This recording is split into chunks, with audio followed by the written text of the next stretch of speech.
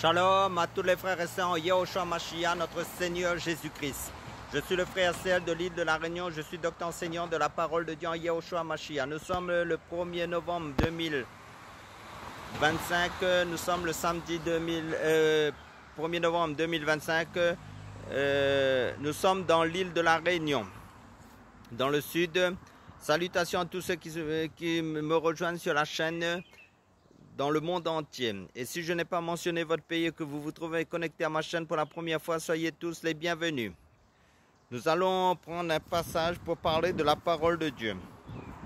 Selon 1 Corinthiens chapitre 3 verset 6 à 9 qui nous dit: moi Paul, c'est Paul qui parle, j'ai planté, Apollos arrosé, mais c'est Dieu qui a donné l'accroissement. Ainsi ni celui qui plante n'a d'importance, ni celui qui arrose, mais Dieu qui donne l'accroissement. Nous sommes collaborateurs de Dieu. Amen. Donc, le thème c'est la symphonie inachevée. Donc, comme j'ai l'habitude de faire des illustrations pour comparer à ce qui est là, pour faire comprendre la parole de Dieu, donc nous allons voir cela.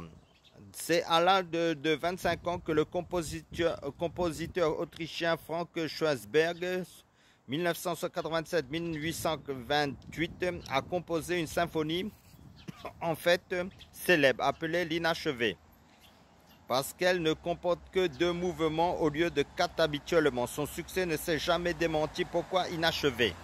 En fait, la première idée qui nous vient, c'est que la mort a suspendu le travail du musicien, mais pas du tout. C'est en fait, selon certains, la beauté. Les 2 premiers mouvements de la symphonie sont si beaux qu'on pourrait penser que Schweizberg n'a jamais réussi à en écrire un 3e qui en égale la beauté. Il a eu la faute de laisser cette œuvre inachevée plutôt que de l'abîmer. Entre parenthèses, Philippe Zenzig.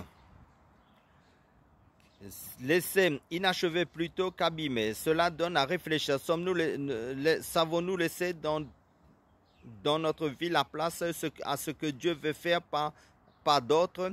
C'est particulièrement vrai dans le service chrétien. L'apôtre Paul dit: j'ai planté, Apollos arrosé, mais c'est Dieu qui donne l'accroissement. Nous avons été soigneux, attentifs pour accomplir le service que le Seigneur nous a confié.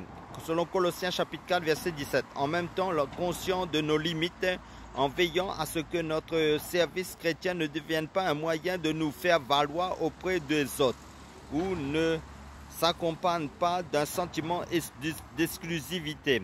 Ce n'est pas notre service, mais celui du Seigneur. Nous sommes collaborateurs de Dieu.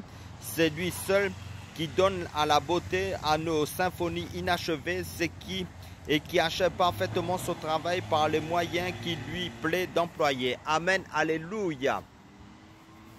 Soyez tous bénis à travers ces quelques paroles d'exhortation.